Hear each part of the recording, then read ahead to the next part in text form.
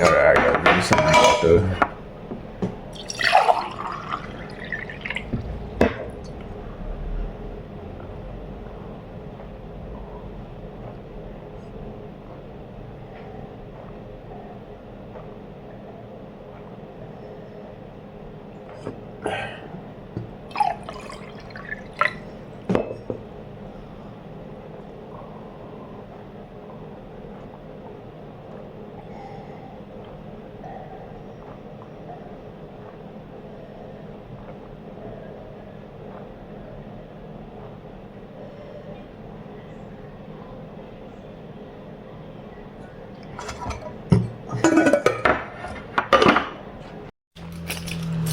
I'm going out to send some stuff, so yeah. Alright, it is currently 11:43. So yeah, I mean I actually woke up not long ago, so I woke up at like 10:30. I slept a lot today. I think I slept like 10 hours. I slept 12, so like 10 hours and 30 minutes roughly. Sheesh. I mean that's good lah. Sleeping a lot is good. I get to recover not only my body but my brain also, my mind also. Yeah, red light again. Hey, where's the light? Bruh, I don't know if you can see it or not, but yeah. I gotta give this key to my dad. Right, I'm here already. I got the key. I have to give it to my dad because, I don't know, his apartment or some stuff lah. Anyways, yeah, oh, it's space. Damn.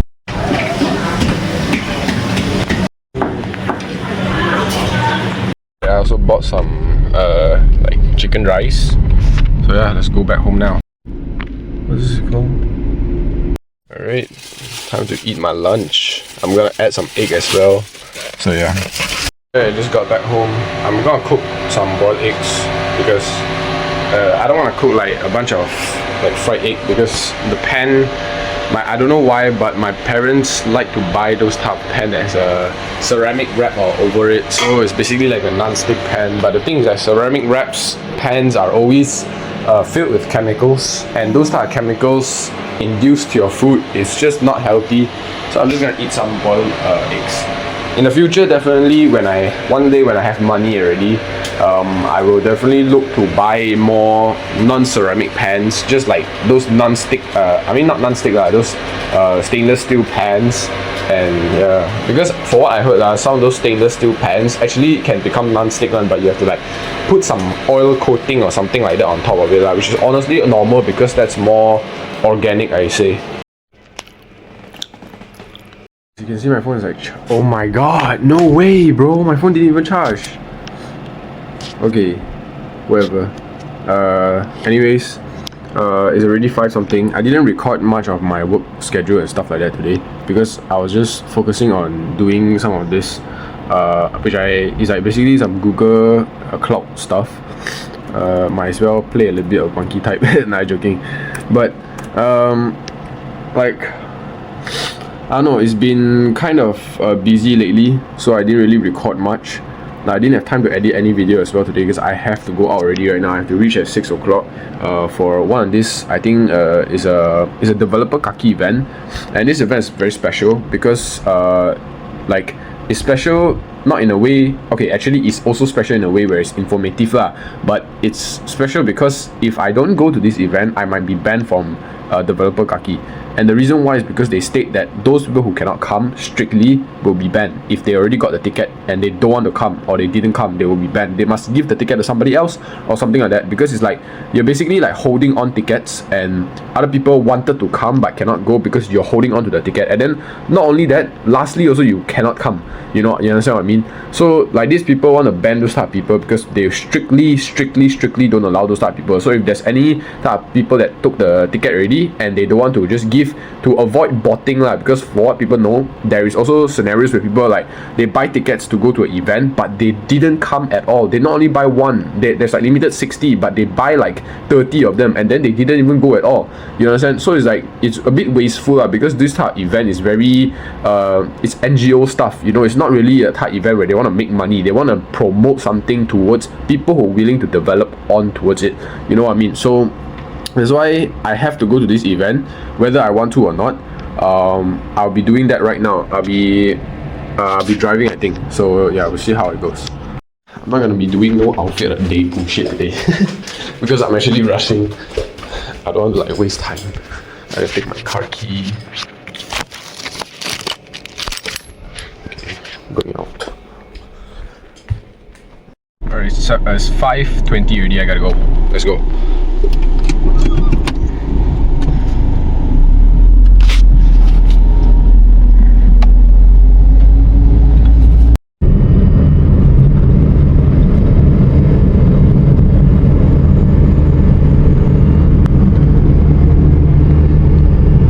Right, I'm actually going to the MRT instead, but I'm sitting on a train instead. 1 minute. Sheesh.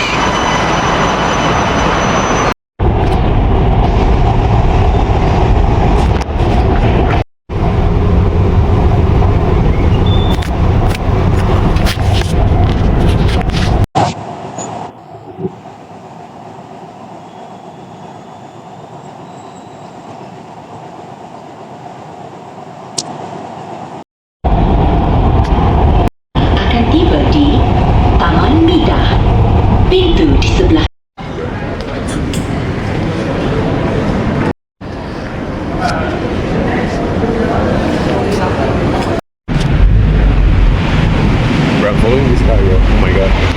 What the heck?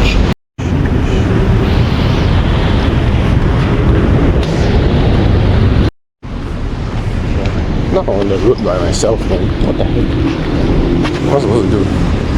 I have to walk like 15 more minutes, bro. What the hell? Bro, finally, bro. Oh my god, wait. Bro, finally, bro. I got the freaking this.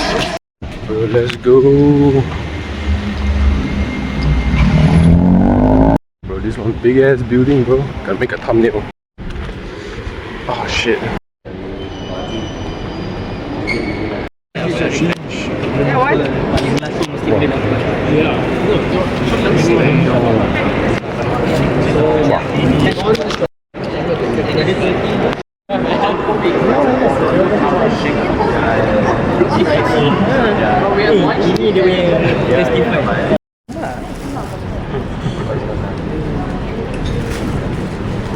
Green space becomes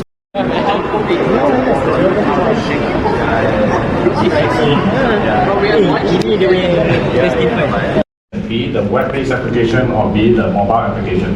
How is it actually interacting? Or it can be going into AI observability. Of course, nowadays a lot of us actually use the generative AI, ChatGPT or whatever, right, or DeepSeek. How are my business actually using all these different tools? We can also do AI observability. Okay, or we can actually look at things like security, trying to consolidate some of the logs, events, and so on within a single platform. That is also entirely possible. Or we can also look at things like business. Just now I mentioned about how does it actually affect my bottom line, right, from a business perspective. We can also capture business events that is actually happening, right? Even down to transactions, transaction values and so on. So it's also entirely possible. But these are just common use cases, right? Because ultimately, all that we have captured are into a single platform. So that basically means that if there's a use case that I can use the data for, then I can have a lot more additional use cases. One example I can give you guys is this. We have seen customer actually uses our platform to do fraud forensic analysis, right? Because again, all this data of how user is actually interacting with my application are all captured.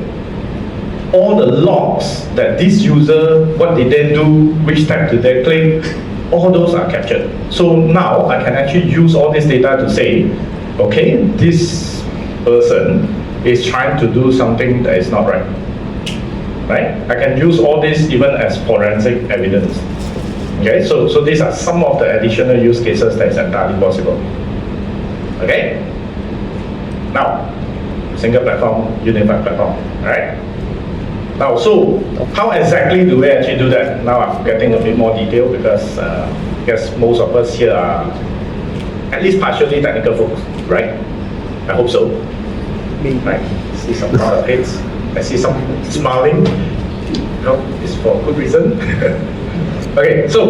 Anyway, so we have all these different metrics that we actually collect, be it a typical trace metric, logs, or topology, or user behavior, or business events, and so on. So how do we actually capture all this? We can definitely use first thing first, I guess you must be thinking, okay, there are so many different areas to capture, or different things to capture. You must be using a lot of different agents to actually capture all this. So the answer is no.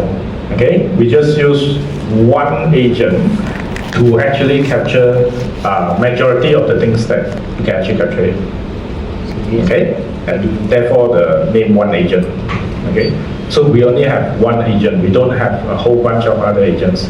Whatever that you need to capture not whatever, majority of things that you actually need to capture can actually capture using the one agent. Right? So this is a very typical agent that you install on a server or you install on your Kubernetes and so on. However, of course, there are scenarios where you say, okay, my device, be it a network device or whatever device there is, there's no way for me to install anything on it, right? It could be a appliance or physical appliance or virtual appliance. There's no way I can install anything. Then what do? You can either pump in data using API, or you can use logs to directly send to us without the agent. Or you can also use things like what I mentioned, open telemetry, right? As a standardized way to actually send in those data. Okay.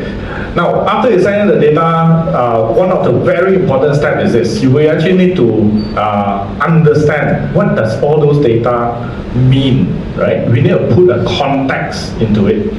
Okay, so of course we have what we call open pipeline that actually help you understand or put in context into whatever that's been captured. Right, this is especially for things like, let's say, business events. Right, if I have a application that's running that is only that application only serves this particular business unit. Okay, or this particular transaction flow and so on. When I actually look at the data, how do I know that this actually is meant for that particular business unit? So you need to put context into it. So you can do that using what you call the open pipeline. And of course, you don't need to continuously do it. You just need to do it once. Whatever transaction or unique way of the transaction is being flowed in, we know that it is meant for this particular business unit. Okay. So you can put context into it. Other area that we have actually done internally within the system is that we do things like what we call pure path. It's basically to map out topology within your application itself. All these are done automatically. One important note is that again, putting context into the data is very, very important. And this is done automatically using our platform itself. Now, after we actually put in a context and so on, we need to store it. Now, for us, we actually store it in what we call the name of it, we call it Grail. It's basically a data lake house that actually stores all the data so that it can be easily accessible and queried by the platform itself or by the user itself, right? In terms of the agent, we will start instrumenting in on here for you. You don't need to add any code at all in your source code. Training is maybe great, good, unbelievable. Track, macam let's say the from Reddit. So whenever we actually do the first introduction, especially when just using the slides itself, that's a normal reaction. Can't be true. I'll show you later on. Alright? Okay, so back into the what we call the causal AI, right? Just now, whatever that I've actually talked about on how do we actually find the root cause is really what we call the causal AI, right? So our AI, which we call it Davis AI, Make sense of it. has actually three main parts. Okay, but then you also can The first ask part, AI the to most important part, ask for the is actually what we call the causal Once AI. you must understand This is where Yeah, that's true. it's able to actually get all the different data and actually help you do the manual analysis that you have always done, and able to actually tell you That's true. what is a cause of a problem based on Sometimes suggestion. all the things that we are actually observing. Alright? Then the next part is, of course, we can also do No, but predictive I mean, like, side, which is I see predictive that AI, as where like we right now, actually able to predict the only more secure path, based on I'm talking the about past maybe in pattern, the what next is 50 years or 60 going years, to actually happen. when we get old already or Right? whatever. So that's what we call the I see predictive it AI. as Then the next one is, of networking course, still need the physical generative because AI, which the AI itself, I they don't have guess the all of us physical, here even got the physical here robot also, don't it will use be controlled by generative human AI one. at all. I don't think robot will be that accurate. Like you see the Elon Musk, he make the robot, Okay. you know, the Optimus. Now, the thing is that The one that can move on. at the end of the day, whatever I still think AI they need capability human that they assistant, are, is actually really How to about software help you engineering?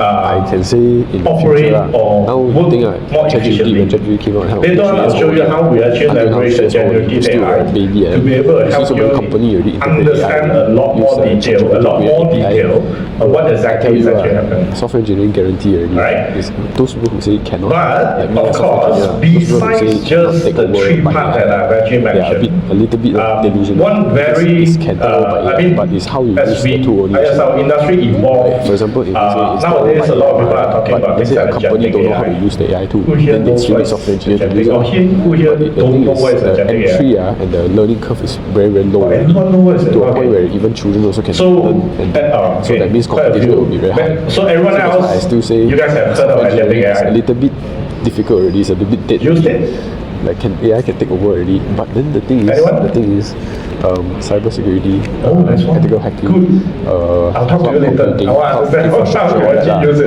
DevOps a Because little bit. at the end of the day, All this these is a brand new concept, You use right? AI the tool, Where right? you But have you still need to AI understand agent infrastructure. You try still to need talk to understand each how other use to the actually infrastructure. So do that one, certain things. that one still need But one very high learning important curve. part That one or very children cannot do. important area that we need to Software understand engineering is this. itself, like At the end of the day, build front end, back the end, AI right? will only do what it actually So I understood. feel like, You still need understand.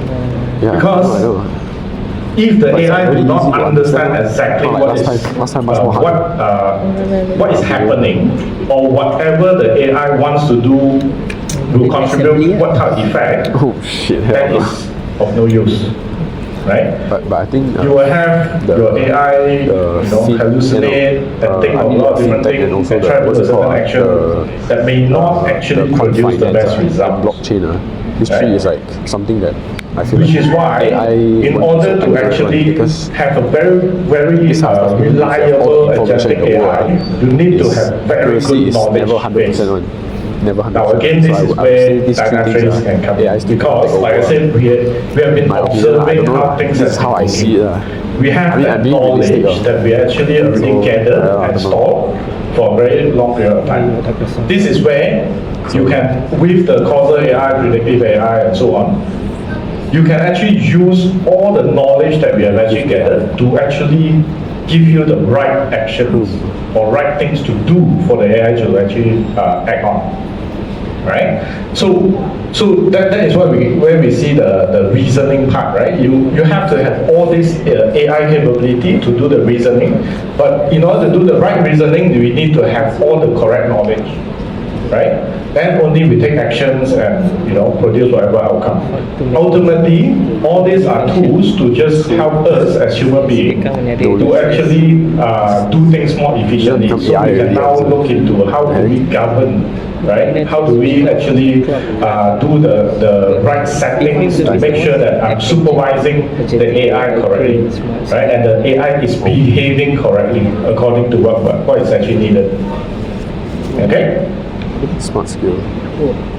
Now, so with this, what outcome can we actually produce? First off, of course, we can look at things end to end, because just now I've actually mentioned, right? We can go from understanding the user behavior from the very beginning of how they're accessing an application, all the way to how the application is actually behaving, right? Whether are they actually talking to each particular service correctly? Whether is there any delay? Whether is it actually producing the correct results and so on, all the way to the back-end infrastructure on whether are these actually using the right resources and so on, right? So from front end all the way to back end, right? So it gives you an end-to-end visibility of what is actually happening, and that actually helps you avoid a lot of manual intervention, avoid a lot of finger pointing and so on. And whenever there is a problem, it can also business flow is actually accepting through your application itself. Now, but what I do want to show you is this. Remember just now I talked about getting data into the platform itself. Now, to actually get data into the platform itself, of course, there are a lot of different ways, but most of the common ways of let's say the cloud providers that you guys use, the common ones are all in here. There's actually a direct integration of things like AWS, let's say CloudWatch and so on. We can actually kind of connect to it and get data directly from it. But in a scenario where you can actually install agent, of course we also can install agent directly onto it, or you can use things like OpenTelemetry to send in data to us. Now, besides that, of course, there are also a lot of other, you may be using a lot of other open source tools, right? You can also connect to those open source tools to actually extract those data to it. Of course, we have guides and so on that's in there that tell you how do you actually collect data from it.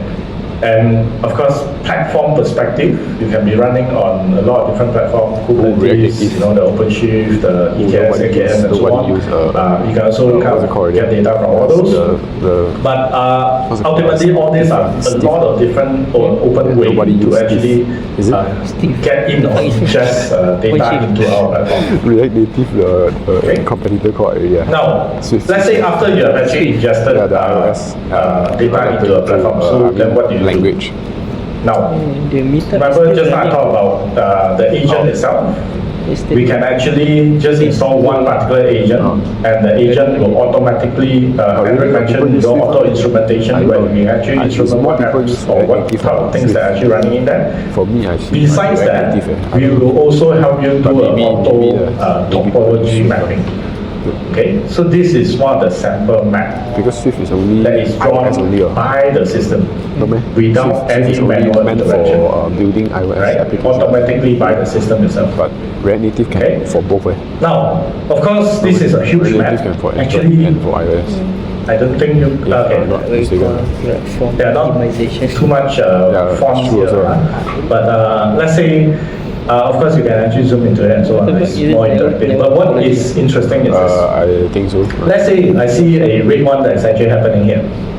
What I can do is I can click on it and see what are the hosts that is actually running this particular service. Within the particular service, within the particular host, what are the processes that are actually running? Remember just now, Henry talked about auto instrumentation. This is what it can actually help you build. Again, no need to manually do any of this. Okay, it's automatically done by the system itself. What are the services that are actually running? All these are in here. It's already in here, right? You are basically going to it and actually go into the entire map of how the application, your hosts, or services are actually behaving. Done for you, right? Anyone? I mean, a lot of you guys are developers, right? Whenever you try to build something, does anyone ask you guys, okay, what are the dependencies that are there? Can you draw me a map? Oh shit, of course. You're welcome. Bro, they use Kafka also, man. What right? So it's all here. You can definitely drill a lot deeper, either by services or by hosts, what is actually running in here and so on. But let's say, okay, this is just a visual map, right? It doesn't actually help you produce any outcome. So what about from a visualization perspective, you want to look at certain outcome. So of course there are a whole bunch of ready-made dashboards that you can actually see. Some of you guys are probably AWS. I get credits. by the way, credits for AWS free. Because that time the AWS. This particular visualization map is called Smartscape. Remember just now I got Expired. an icon. No, I got one 3 days account. So this is Haven't Smartscape, expired. right? It's basically the Tomorrow interactive expired. map that is drawn out for you automatically. No, but can still can use right? Up to you. can play Now, around. Can use of as much course, as I want. if you need other way to have visualization, you can also create dashboards. I think got limit. There are already a whole bunch of ready-made dashboards that you can use. But in any case, if you want to customize it, of course, you can actually build your own. Being technical folks, we may want to do SLM no need to be too general. You may want to look at things like this. Specific, right? yeah. So the technical area that things are actually happening, whether are there any errors, what's the latency like, what's the traffic like, what are the number of requests, and so on and so forth. What's the slowest request, what's the database query that's actually happening, all these are technical details, right? Since most of you guys are technical folks, I don't know whether how interesting are these for you. No, I see someone shaking. What the? Now, some technical folks may find this very useful. They will say, okay, I can produce a lot of data into a single dashboard. Great. But especially for business user, this is of no use at all. Right? What they want to look at could be things like this. It's very good stuff. Where, again, because we are capturing so much different data, we can also capture business metrics, business data itself. We can actually produce dashboards like this, where it actually tells you things like trading volume. What's the amount that's been traded? All these are data that we can actually capture and we can potentially extract out from the platform itself to give you a... Yes? I see quite a lot of head nodding. Good. Do they ask you to... I know, right? What the heck? Look at this gift. Okay, take picture of the gifts, post online and whatnot, you know. Very hard to arrange like this one, you know. Yes, sponsored by Dynatrace. So make sure you...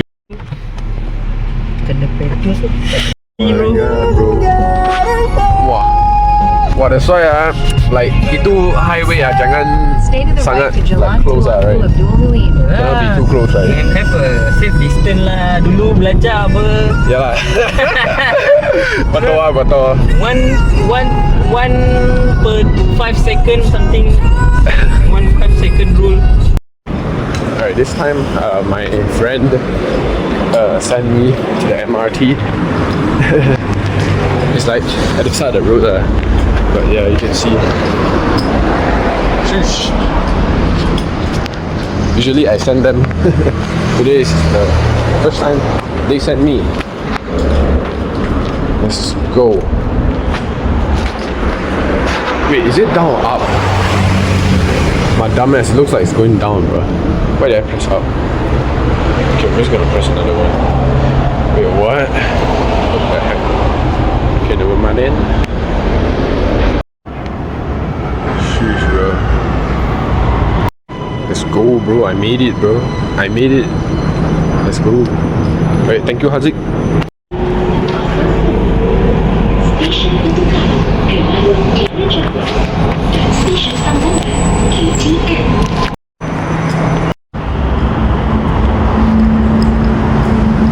Alright, oh my god, look at what time it is. It's 11:39, almost 11:40. Sheesh, bro. Look at this car. Sheesh. Alright, I'm gonna get my ass out of here right now. Gonna go home. I'm gonna sleep. Yeah, I'm just gonna be tired. I'm not gonna do anything after that. I'm just gonna straight away go home and sleep because tomorrow I have an AWS community event which I have to wake up very early. So yeah, that's about it for today. Peace.